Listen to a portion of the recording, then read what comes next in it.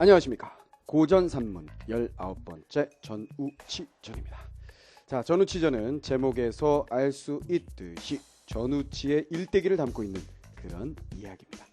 자, 전우치라고 하면요, 사실은 실제 인물이다라는 얘기가 있어요. 그러니까, 조선시대 한 중종 때쯤 실제로 존재했었던 인물로 전라도 지방에 있었는데, 거기서 선비로 행세하다가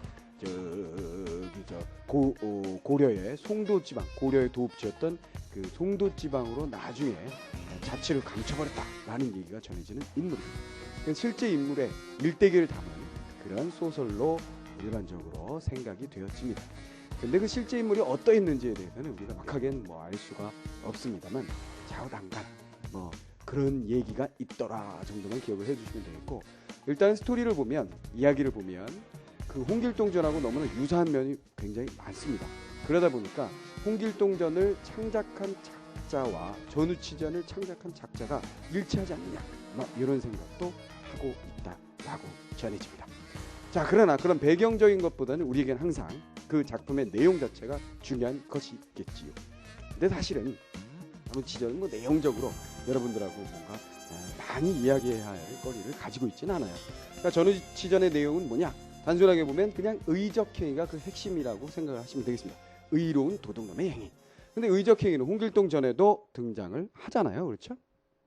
자, 그러면 의적 행위가 핵심이라고 했을 때 의적 행위의 의미는 뭐라 그랬어요? 홍길동전에서도 말씀드렸던 것처럼 바로 이것은 비판의식이다라고 얘기를 했었죠. 왜 그러냐면 의로운 도적이 존재한다, 필요하다라는 얘기는 의롭지 못한 행위들이 많이 있었기 때문이다, 이런 얘기입니다. 탐관오리들이 많이 수탈을 하고 그러면 그럴수록 의적이라는 행위 자체가 우리가 문학적 상상력을 통해서 필요해지게 된다는 얘기죠. 그렇죠? 그래서 의적 행위 자체가 바로 현실의 문제점을 꼬집는 비판의식을 담고 있는 부분이라고 생각할 수 있다고 했습니다. 자, 그런데 전우치전은 이게 끝이에요. 알겠습니까? 자, 이런 의적 행위가 무엇을 통해서, 그렇지요, 바로 전기적인 요소를 통해서 많이 드러난다라는 것만 알면 전우치전의 이야기는 정리가 다 됐다라고 볼 수가 있겠습니다. 그래서 일단은 전우치라는 인물이 선비로 있었는데 세상이 어지러운 것을 보고 참지 못하여 마음을 먹죠. 내가 세상을 위해서 몸을 일으켜야 되겠다. 그래서 시작된 이야기가 바로 뭐냐면 왕을 속여서 빈민을 구제하는 장면부터 이제 이야기가 시작되게 됩니다. 알겠어요? 선비로 존재하던 자가 세상이 더러운 것을 보고서 이래서는 안 되겠다 해서 일어나서 몸을 일으켜서 뭘 한다? 왕을 속입니다. 가장 많이 문제로 출제됐던 지문 부분이 바로 이 부분일 거예요. 그렇죠? 그러니까 하늘에서 선관으로 씩 내려가지고 임금을 속여가지고 금을 얻어내는 장면이겠죠. 그래서 금을 얻어내서 그것을 팔아가지고 백성들의 곡식이라든가 씨앗이라든가 이런 것을 나눠주는 장면이 되겠습니다. 역시 빈민을 구제하는 의적 행위죠. 그래서 결국 이 장면을 통해서 무능한 왕에 대한 도전이면서 결국 뭐가 되는 거예요? 백성들을 위한 민주적인 의식이 잘 드러날, 무슨 말이겠어요? 민본주의적 사상이 잘 드러난 부분이기도 합니다. 알겠습니까? 여기가 민본주의. 그래서 나름대로 의미를 가지고 있는 부분이 어디냐라고 하면 이 부분이 가장 의미가 있는 부분이라고 볼 수가 있습니다. 그 이후에 계속해서 의로운 행위들을 계속 하는데요. 그 의로운 행위들을 마치 무슨 사파적인 구성으로 되어 있어요. 우리가 왜 시리즈물 같은 거 있죠. 슈퍼맨이다 그러면 슈퍼맨 시리즈물 하면 1편, 2편, 3편, 4편 하면서 1편에 나쁜 놈 나와서 1편에 물리치고 끝나고 2편 나오면 또 새로운 나쁜 놈 나와서 물리치고 끝나고 이런 식으로 되는 거 있죠. 그런 구성이에요. 뭔가 이렇게 유기적으로 연결돼 있다기보다는 그냥 의로운 행위들이 몇 번째 이렇게 전해져 가는 그런 얘기들입니다. 그래서 예를 들자면은 한자경이라는 인물이 있는데 워낙에 가난해서 불쌍해가지고 이 사람이 도와주죠. 뭘로 도와주냐면 그림을 줍니다. 그림을 주면서 처음에는 돈이 많이 필요하니까 한 100냥을 이렇게 뚝 주고서 나중에 이 그림에서 돈을 이제 얻어오는데 한 냥씩만 꼭 얻어오도록 해라. 근데 이 자식이 욕심이 생겨가지고 그 그림 속에 들어가서 막 돈을 막 이제 잔뜩 이제 훔쳐내게 되는데 나중에 알고 보니 그게 이제 관에서 이렇게 돈을 훔치는 행위가 돼가지고 끌려간다라는 얘기가 있다라든가 여러 가지가 있습니다. 그래서 이런 식으로 몇 가지 이제 의로운 행위들을 담고 있는 이야기들이 쭉 전해지는데요. 그 부분은 제도권 밖의 노력이라고 그랬어요. 무슨 얘기냐면 제도권 밖이라는 것은 결국 뭐야? 혼자서 도적 도적으로서 사람들을 돕거나 사람들의 것을 빼앗는 어떤 행위를 한다는 얘기죠. 그런데 이 다음 장면부터 뭐가 되냐면 제도권 안의 노력이 있죠. 여기 선생님이 정리한 세 번째 부분. 벼슬아치가 돼서 왕의 신임을 받는다. 그러니까 결국은 전우치를 잡으려고 애를 쓰지만 홍길동처럼 잡지 못합니다. 그러다 보니까 벼슬을 주죠. 홍길동전에서도 마찬가지죠. 아버지와 같은 벼슬을 길동에게 주게 됩니다. 그래서 얘가 이런 좀 부당한 방법으로 왕을 괴롭힐 수는 없다. 나라를 어지럽힐 수는 없다. 그래서 그러면 내가 벼슬아치가 되어서 이 제도권 안에서 한번 노력을 해보자 해서 제도권 안에 들어가서 노력을 하게 됩니다. 그래서 나라 안을 어지럽히는 도둑인 뭐 엄준이라는 자가 있어요. 그렇죠? 엄준이라는 자를 아무도 잡지 못하는데 전우치가 가가지고 떡 잡았다가 애가 뜻이 좀 나하고 맞고 그래가지고 얘도 의로운 행위를 하는 녀석입니다. 그래서 얘를 또 풀어주고 제주가 가상하다 그래서 풀어주는 그런 장면이 나오기도 해요. 그런데 중요한 것은 뭐예요? 주변의 모함이 계속되면서 이 녀석이 현실적 장애에 부딪히게 되고 나중에 어떻게 됩니까? 화담을 따라서 입산하게 됩니다. 화담 누구예요? 서경덕 아저씨 전설적인 인물로 여기 등장을 하는군요. 그래서 화담이 뭐라 그러냐면 네가 뛰어난 재주를 가지고 있지만 재주라는 것은 나는 놈 위에 뭐 기는 놈 위에 뛰는 놈 있고 뛰는 놈 위에 나는 놈 있는 거다. 너보다 대단한 놈이 있을 수 있다. 뭐 이런 얘기를 하죠. 그래서 중요한 것은 뭐라고 얘기합니까? 뭐 그 정당한 어떤 일을 하는 것이 중요하며, 그죠? 남을 속이거나 훔치는 일 이런 것들은 옳지 못하다라고 이제 훈계를 하고 나서 결국은 뭐 전우치가 화담을 쫓아가지고 이제 뭐 신선이 되는 뭐 그런 얘기로 돌을 닦는 뭐 그런 얘기로 끝이 나게 되는 부분이었습니다. 그래서 내용을 해보니까 별로 그렇게 뭐 핵심적인 어떤 흐름이 없죠. 그러니까 홍길동전 같은 경우에는 뭔가 핵심적인 갈등이 있습니다. 그렇죠? 그러니까 적서차별이라든가 그 적서차별도 집안 내에서의 문제점이 되고 집 밖에서의 문제점이 돼서 그것을 극복하기 위한 어떤 치열한 노력과 그것을 극복해내는 모습, 승리하는 모습까지 이렇게 자연스럽게 연결이 되고 있다라고 볼 수 있어요. 그렇죠? 의미도 굉장히 있고. 근데 전우치전은 그냥 흥미 위주의 글이라고 여러분들이 생각을 하시면 되겠습니다. 그래서 시험 문제 가장 많이 나오는 부분 뭐 이 부분인데 일단은 요렇게 나눠 놓은 부분에서 좀 관심이 갈 만한 그런 부분을 한번 작품을 읽어보도록 하겠습니다. 다른 작품들하고 마찬가지로요. 자, 그러면 다음 장면으로 들어가죠. 자, 조선 초에 송경 숭인문 안에 한 선비 있으니 아직 전우치가 나서기 전이군요. 성은 전이요 이름은 우치라 전우치다. 일찍 높은 스승을 쫓아 신선의 도를 배우되 신선의 도를 이미 배웠습니다. 본래 재질이 표일하고 표일하다라는 뜻은 무슨 말일까요? 그렇죠? 성품이 또 기상이 뛰어나다라는 얘기입니다. 표일하다라는 것은 뛰어나다라는 뜻이다라는 거 아시면 되겠고요. 겸하야 정성이 지극함으로 마침내 오묘한 이치겠지요. 이치를 통하고 신기한 재조를 얻었으나 신선의 도를 배워가지고 뛰어난 능력을 갖게 되었습니다. 소래를 숨기고 자취를 감초와 지냄으로 어떻게 했다는 거예요? 세상으로부터 세상을 등지고 숨어서 지내는, 그렇죠? 비록 가까이 논하니도 알리 없더라. 숨어서 지내고 있었다. 뛰어난 능력의 간단히 여기까지 정리해보면 뭐예요? 뛰어난 능력의 전우치는 뛰어난 능력을 가지고 있음에도 불구하고 세상과 등지고 묻혀 살았다. 이런 얘기죠. 이때이 많이 나오죠. 각설 혹은 차설로 많이 나옵니다. 각설 혹은 차설은 뭐예요? 장면을 전환한다, 시간이 바뀐다, 장소가 바뀐다 라고 얘기를 했죠. 이때 남방 해변 여러 구울이 여러 해 바다 도적의 노략을 입은 나머지에 뭐예요? 입은 나머지 엎친 데 덮친 무서운 흉년을 맞이하니 엎친 데 덮쳤다 설상가상이다 이런 얘기였죠. 설상가상으로 무서운 흉년을 맞이하니 그것 백성의 참혹한 형상은 이루 붓으로 그리지 못할지로다. 그랬어요. 붓으로 차마 그릴 수가 없다는 얘기는 처참한 지경을 설명하기 어렵다. 그런 얘기가 되겠죠. 그러나 조정의 벼슬하는 일을 권세를 다투기에만 벼슬하는 이들은 권세를 다투기 위한 눈이 밝고 가삼이 탈 뿐이요. 권세를 다투는 데만 눈을 부라리고, 그죠? 가슴을 태울 뿐이요.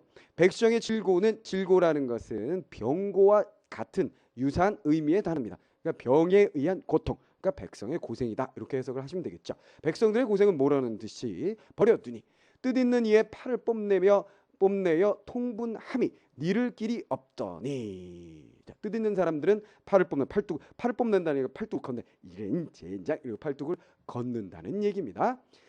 참을 수가 없어요. 우치 또한 참다 못하여 극히 뜻을 결단하고 집을 버리며 집을 버리고 세간을 해치고 세간살이 다 뒤집어 없애버려 천하로서 집을 삼고 온 세상을 집으로 삼고 백성으로서 몸을 삼으려 하더라. 자, 여기까지가 무슨 얘기입니까? 그렇게 묻혀 살던 우치가 세상의 더러운 꼴을 보고서 뭐예요? 뜻을 펼치기 위해서 집을 버리고 세상으로 나갔다. 이런 얘기가 되겠습니다. 하루는 몸을 변하여, 자, 그리고 나온 장면이 아까 말씀드렸던 그 장면이군요. 선관이 되어, 선관이란 건 뭔지 알죠? 여인이 하늘에 존재하는 천사, 선여, 남자는 선관이라고 얘기를 한다 그랬어요. 그 다음에 중간에 살짝 생략을 했고요. 공중에서 말하여 공중에서 말하기를 뭐라고 얘기하느냐? 국왕은 옥황의 칙지를 받으러. 국왕은 옥황상제의 칙지가 뭐예요? 명령을, 왕의 명령이다라고 얘기를 하죠. 칙명이라는 말하고 같은 의미로 쓰입니다. 칙명을 받으러.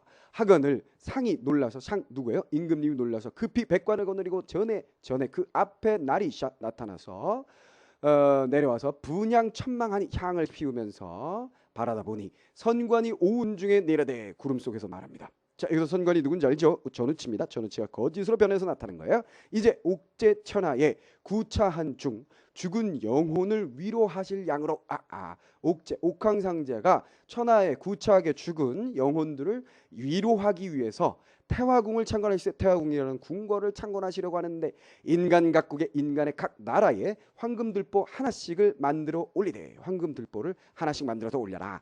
장이 5척이요 그 길이가 5척은 돼야 하고 광은 그 넓이는 7천 정도 돼야 하니 춘삼월 망일에 올려가게 하라. 춘삼월 망일에 내가 가지고 갈 수 있도록 준비해 놓도록 하여라. 이렇게 되어 있습니다. 단락이 3개 단락으로 나뉘어서 앞부분에서 무슨 얘기였어요? 묻혀 사는 재주 있는 인재였고요. 그 인재가 세상의 더러운 모습을 보고 뜻을 펼쳐 나서기로 결심했던 장면.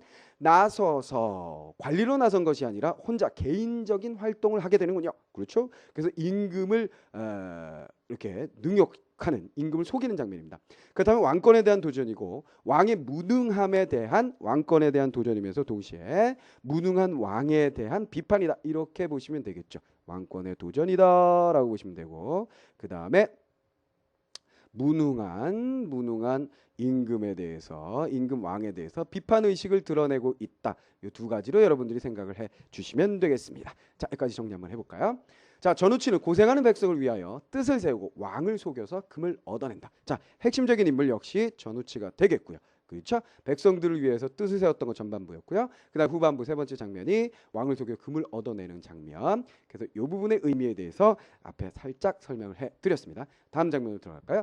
이때 우치 그 들보를 가져다가 다음 장면이군요. 들보, 그러니까 중략되고 들보를 임금이 바쳤습니다. 이 나라 안에서 처치하기가 난편한지라, 편하지 않은지라 그 길로 서공지방으로, 지금으로 치면 사이공 되겠습니다. 사이공 지방으로 향하여 먼저 들보 절반을 버혀 해쳐 팔아 쌀 10만 석을 사고, 절반으로 쌀 10만 석을 샀습니다. 다시 선척을 마련하여, 배를 마련해서 나눠 실려 순풍으로 가져다가, 자, 그러니까 뭐 씨앗 같은 것들을 싣고 순풍, 바람을 타고 가져다가 10만 비노의 가난한 집 10만 집안에다가 알맞춰 분급하여 알맞게 나누어 주어 당장 주려 죽음을 건지고 다시 이듬해 농량과 종자를 하게 하니 농사를 지을 수 있도록 하니, 이런 얘기겠죠. 백성들은 희출망회하여, 희출망회라는 것 뜻이 뭐예요? 즐거운 일이 뜻밖에 생겨난다, 이런 얘기죠. 희출망회, 즐거운 희망 뭐 이런 거잖아요. 그렇죠? 즐거운 일이 뜻밖에 생겨나서 다만 손을 마주 잡고 여천대덕을, 하늘과 같은 큰 덕을 칭사할 뿐이로다. 그걸 칭찬할 뿐이로다. 감사할 뿐이로다. 관장들도 또한 고을의 관리들도 또한 기가 막히고 어리둥절하여 어찌한 곡절을 몰라더라. 얘네들 맨날 수탈만 하던 애들이, 백성들이 갑자기 음식이 생기고 농사를 지을 수 있게 되고 나서 누구를 막 이렇게 칭송하고 있으니까 이 새끼들 왜 이러는 거야? 무슨 일이야? 어리둥절해졌다, 이런 얘기죠. 자, 그래서 여기 뭐예요? 의적행위의 결과 나타나고 있는 부분이죠. 백성들 구휼, 그렇죠. 백성들을 구제하는 장면이었고요. 우치 이리한 뒤에 한 장 방을 써서 통구에 붙였으니, 자, 방을 써서 마을에다 붙입니다. 그 글에 하였으되, 그 글에 뭐라고 했냐면요, 이렇게 했어요. 이번 곡식을 나눔으로 혹 나를 칭송하는 듯하나 이는 마땅치 아니한지라. 자, 내가 곡식을 나눠줘서 나를 칭찬하는 사람들이 많아. 그러나 그것은 옳지 않다. 대개 나라는 백성을 뿌리 삼고 나라의 근본은 백성이다 이런 얘기잖아요. 그렇죠? 자, 중요한 얘기죠. 나라의 백성은 근본이다. 민본주의의 사상이 여기에 잘 드러나고 있군요. 그렇죠. 민본주의 연결될 수 있는 작품들 굉장히 많은 거 여러분들 잘 알죠? 부자는 빈민의 만들어주며 이게 뭡니까? 가난한 사람들이 결국은 부자를 만들어낼 수 있다는 얘기예요. 자, 서강 열국의 선진국들이 만들어질 수 있었던 근본 바탕이 뭐였어요? 그렇죠. 아프리카나 아시아 같은 그 식민지가 되었던 나라들 때문이었습니다. 그렇죠. 그들이 부강해지기 위해서 그 나라들을 막 쥐어짰단 말이야. 그렇지. 에이, 부자 가난뱅이가 있을 때 부자들이 똥똥거려서는 안 된다는 거죠. 가난뱅이들을 괴롭혀서는 안 된다는 거야. 우습게 봐서는 안 된다는 거야. 그들이 있음으로 해서 그들을 통해 이득을 취해서 그들이 부자가 된 것이다라는 얘기예요. 자, 그래서 현대적인 어떤 의식이 잘 드러나 있고 민주주의적인 의식이 잘 드러나 있는 그런 부분이군요. 잘 읽어두셔야 되겠습니다. 이제 너희들이 백성들이 양순한 백성과 충실한 일꾼으로 이렇듯 참혹한 지경에 이르렀건만은 벼슬한 이가 길을 트지 아니하고 벼슬한 이들이 이런 백성들이 나갈 길을 열어주지 못합니다. 또한 가멸한 이가 가멸하다. 이 우리말로 잘 아셔야 되겠습니다. 가멸하다 무슨 뜻이에요? 그렇죠. 풍부한 사람. 그러니까 많이 가진 자라고 생각하시면 되겠습니다. 많이 가진 자가 힘을 내고자 아니함이 과연 천리의 하늘의 이치에 어그러진 신이 어그러져서 신인이 공분하는 바이기로 신과 사람이 그렇죠. 천인공노할 들어봤죠? 그러니까 하늘과 사람이 함께 분해하는 바가 되니 내 하나를 대신하여 내가 하늘 대신하여 이러되려 한 방법으로 이렇게 저렇게 한 방법으로 구체적으로 뭔지 알죠? 임금에게 선관위로 변신해가지고 임금에게 가가지고 야 금단아 했던 장면 방법으로 이리저리 하였음이니 찾아다가 내가 이렇게 해서 너희들에게 줬으니 너희들은 모름지기 이 뜻을 깨달아 잠시 남에게 맡겼던 것이 돌아온 줄로만 알고 남의 힘을 입은 줄은 아지 말지어다. 더욱 자청하여 신바람 신바람 났구나. 그게 아니라 심부름이죠. 심부름을 한 내야 무슨 공이 있다 하리요. 이리 말하는 나는 처사 전우치로다. 자, 전우치라고 자신을 밝히고 있는 것은 결국 뭐예요? 그렇죠. 자신감이 드러나 있는 부분이다라고 볼 수 있고요. 첫 번째. 그렇죠. 그 다음에 스스로 자기를 밝히는 그 자신감이 결국 뭐가 되는 겁니까? 임금에 대한 관리들에 대한 조롱이 될 수 있는 거죠. 무슨 말인지 알겠습니까? 왜 우리가 아주 뛰어난 도둑들 영화에서도 보면 자기 위치를 슬쩍슬쩍 밝히는 힌트를 주고서 뭐 형사 너 똑똑하다며 왜 몰라 이러면서 나가는 그 틀에 박힌 어떤 얘기들이 있죠. 그거 마찬가지로 여러분들이 봐주시면 되겠습니다. 알겠습니까? 자, 그래서 중요한 것은요. 이 부분에서 여러분들이 전우치의 대사를 통해서 우리가 알 수 있는 것은 근대의식이 나타난다라는 거. 근대의식, 민본주의, 민주적인 어떤 의식이 나타난다라는 것을 여러분들이 봐줘야 되겠고요. 그 다음에 여러분들이 이 글을 알 거예요. 참화설이라는 글 봤죠? 참화설. 그렇지, 참화설. 참화설이라는 글을 보면 무슨 얘기가 나와 있습니까? 모든 권력과 힘은 백성으로부터 온다라는 얘기가 있죠. 빌리지 않은 것이 하나도 없다 이렇게 얘기하면서 임금의 권세는 결국 백성으로부터 왔으니 백성에게 돌려주어야 한다는 얘기가 있어요. 부자의 부귀 영화도 마찬가지 사람들로부터 빌려온 것이라고 생각할 수 있다는 얘기거든요. 그런 사고 방식의 어떤 일치되는 면을 볼 수가 있습니다. 그래서 너희들 것을 내가 되돌려준 것이니 나에게 감사하지 말라라는 얘기가 그런 의미로 여러분들이 받아들일 수 있는 부분이다라는 거 기억을 해 주시기 바랍니다. 자, 여기까지 뭐예요? 핵심적인 문. 전우치 금을 곡식으로 바꿔서 가난한 백성들을 구제한다는 이야기입니다. 알겠지요? 그렇죠. 이런 의적 행위들이 결국 뭐예요? 현실 비판적인 의미를 갖게 된다는 거 여러분들이 아시면 되겠습니다. 이런 것들 구제하는 것들이 현실 비판이다. 왜 현실 비판이야? 현실 속에 이렇게 구제를 해야 하는 대상들이 있고 그것을 관리가 하지 않고 한 의로운 자가 하니까 그것이 그대로 현실 비판의 이야기가 될 수밖에 없다라는 거 기억을 해주시고요. 자, 한 장면 더 볼까요? 노인이 갑자기 왜 노인이 말하는겨? 우리 동네에 왕가란 사람이 있으되 그 계집의 인물이 고음해 내 자식이 사통하여 왕래하더니 그 계집이 음란하여 또 조가와 통간하다가 왕가에게 들키어 두 놈이 싸워 서로 구타할세 내 자식이 마참 갔다가 싸움을 말려 조가를 보내였더니 왕가가 즉시 죽음에 그 사촌이 관가에 고하여 살인을 이루니 조가는 양문기의 군객이라 결련이 관계라고 보시면 되겠습니다. 그 관계가 밀접하게 있어서 벗어나고 내 자식이 살인함으로 문서를 만들어 죄수되었음에 이같이 저러하느라 이게 뭐예요? 의로운 행위의 한 장면입니다. 이번에 사건은 무슨 사건이냐? 어떤 노인이 징징징 짜고 있어. 그래서 우치가 왜 그러시오? 물어보니까 노인이 한 얘기인데 좀 복잡합니다. 그러나 여러분들 이런 거 잘 찾아가야 돼요. 고전 산문에서는 인물에 대해서 명확하게 잘 찾지 않으면 아주 단순한 내용 파악 문제도 틀리는 경우들이 생기게 됩니다. 그렇죠? 자, 왕가란 사람이 있습니다. 그의 아내가 엄청 예쁘고 유염하며 음란해서 바람을 피웁니다. 그래서 이 노인의 아들 그 자식이 이 계집과 좋게 지냅니다. 그런데 이 계집이 워낙에 음란해서 이 왕가라는 남편과 이 자식, 저 노인의 자식에 만족 못하고 또 다른 녀석하고 사깁니다. 그 녀석이 바로 누구예요? 어디 갔냐? 조가입니다. 조가. 알겠지요? 그러던 어느 날 왕가가 조가하고 계집하고 자기 아내지, 계집이 자기 아내하고 조가하고 바람난 걸 알고 왕가가 조가한테 야 이 나쁜 놈아 하고 싸우게 되는 거죠. 그런데 이 노인의 자식이 지나가다가 얘네 둘이 싸우는 것을 보고 어떻게 한 거야? 아, 싸우지 마세요, 싸우지 마세요. 그러고서 이제 저 조가를 보냈는데 어떻게 된겨? 그렇죠. 왕가가 죽었습니다. 누구 때문에 죽은 거예요? 조가 때문에 죽은 거죠. 그런데 나중에 그 사촌이 그 신고를 하게 되고 결국은 조가는 빽이 있어가지고 풀려나고 오히려 노인의 자식이 감옥에 가게 되었다라는 얘기입니다. 억울한 얘기이기도 합니다. 그러나 어쨌거나 노인의 자식이 잘못한 건 분명히 있죠. 남편이 있는 아녀자와 관계를 맺었으니 그것은 뭐 간통죄에 해당하는 부분이라고 볼 수가 있습니다. 자, 그러나 어쨌거나 살인죄는 아닌데 살인죄를 뒤집어 쓰고 들어갔어요. 우치왈 진실로 그러할진데 사실이라면 내 마땅히 무사하게 하리라 내가 풀어주겠다 하고 노인을 리별한 후에 몸을 흔들어 일진청풍이 되겨 양문기의 집에 가니 이게 이제 관리겠죠. 관리집으로 찾아갑니다.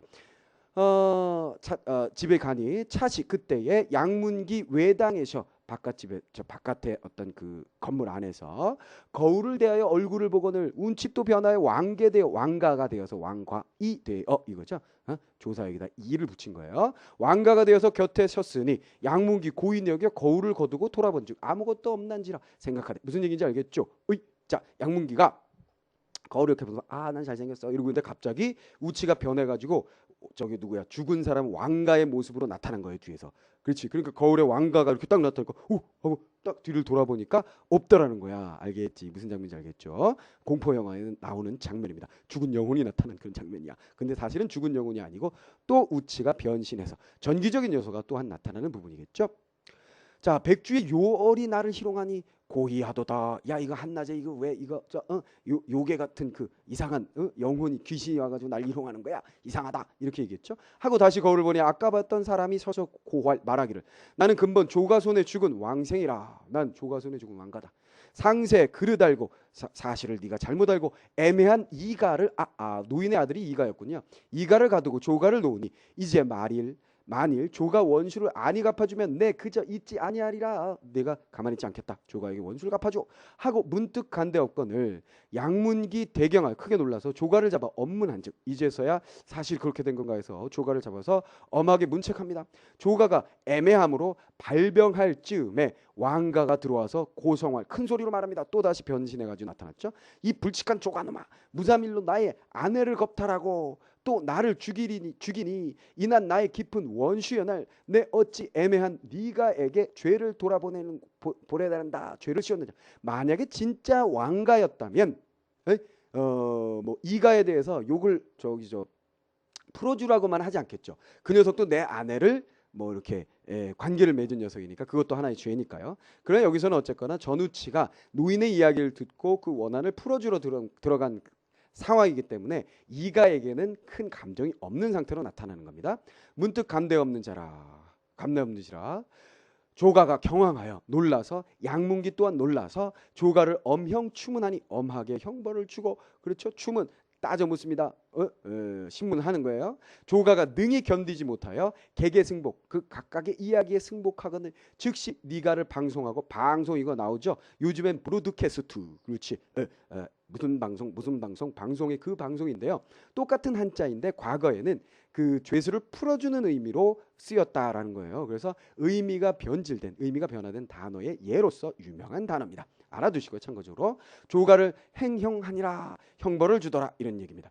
자, 그래서 이 장면은 뭐냐면 앞에서 공부했었던 의로운 행위를 하는 장면이다라고 보시면 되겠습니다. 자, 여기까지 정리하면 전우치가 핵심적인 인물로 등장을 해서 노인의 억울한 사정을 듣고 도수를 통해서 풀어주는 장면입니다. 한을 풀어주는. 그러니까 의로운 행위를 하는 장면이에요. 그러니까 뒤에 이제 그 관리가 되어서 제도권 안으로 들어가서 선행을 베푸는 그 이전까지의 스토리를 잠깐 부분 잘라서 한번 체험을 해 보았습니다. 자, 여기까지 정리해 볼까요? 일단은요, 여기는 갈등보다는 홍길동전하고 비교를 하는 것이 무엇보다 더 중요할 것 같아서 이걸 한번 해 보았습니다. 전우치하고 홍길동전하고 비교를 해봤어요. 자, 일단 비교 내용 보세요. 전우치전하고 홍길동전 어떤 차이점과 어떤 공통점이 있느냐? 일단 공통점은 뭐예요? 그렇습니다. 의로운 행위를 한다는 게 가장 두드러진 공통점이다 이렇게 보시면 되겠어요. 의로운 행위라는 건 결국 뭘 의미한다 그랬어요? 그렇죠. 현실적인 문제점을 의미한다. 그렇죠. 비판 의식이 드러나는 거. 요거 비판 의식이 이것을 통해서 드러난다. 의적 행위는 똑같다. 요거 생각하시고요. 그다음에 즉흥적 행위다, 계획적 행위다. 이거 차이점입니다. 무슨 얘기입니까? 전우치전은 이렇게 길 가다가 누구 만나면 도와주고 누구 만나면 도와주고, 홍길동전 같은 경우는 어때요? 해인사를 치려고 해도 내겐 계획이 있다. 그래서 계획 하에 움직이고, 나중에 뭐 나라 안에서의 벼슬까지 얻고 나라를 또 세우는 등 어떤 점차적인 일들의 어떤 그 계획성 있게 흘러가는 모습을 볼 수가 있습니다. 자, 전우치전은 개인적인 행동이 주를 이룬다면 개인적인 차원에서 모든 것이 끝나는 것처럼 보입니다. 근데 홍길동전은 어때요? 사회적인 국가적인 확대, 그렇지? 집안에서 사회로 국가로 확대되는 이런 범위를 이렇게 크게 나가는 그런 구조로 돼 있어요. 잘 짜여진 구조죠. 또 선악의 논리로만 전우치전은 그러니까 권선징악, 그렇지? 그러니까 백성들이 생각하는 그러니까 재미로 읽기 좋은 작품이에요. 나쁜 놈 잘됐다. 착한 놈 화이팅. 뭐 이렇게 되는 그런 작품이라고 볼 수 있죠. 그러나 홍길동전은 이 작품을 읽으면서 사회 문제에 대한 어떤 의식을 우리에게 심어주면서 그것을 해소하려는 노력이 담겨 있음으로써 좀 더 문학적인 가치라든가 사회적인 독자들에게 주는 의미가 더욱더 크다라고 볼 수가 있겠습니다. 그래서 짧게 아주 단순하게 보면 홍길동전은 순수 문학에 가깝고, 그렇죠, 순수 문학이라고 우리가 볼 수 있는 명작이라고 볼 수 있는 작품이고요. 전우치전 같은 경우는 통속적인 통속 소설과 같은 작품이라고 생각을 할 수가 있습니다. 그래서 흥미 위주로 읽기에 좋은 작품이다. 이 정도만 여러분들이 생각을 해주시면 되겠네요. 자, 그래서 전우치전, 홍길동전하고 아주 유사한 구조로 되어 있는 작품 한번 살펴보았는데요. 두 개 작품을 비교하면서 한번 읽어보시면 좋은 감상이 되리라고 보여집니다. 자, 그럼 여기까지 하고요. 다음 시간에 또 다른 작품으로 만나 뵙도록 하죠. 수고하셨습니다.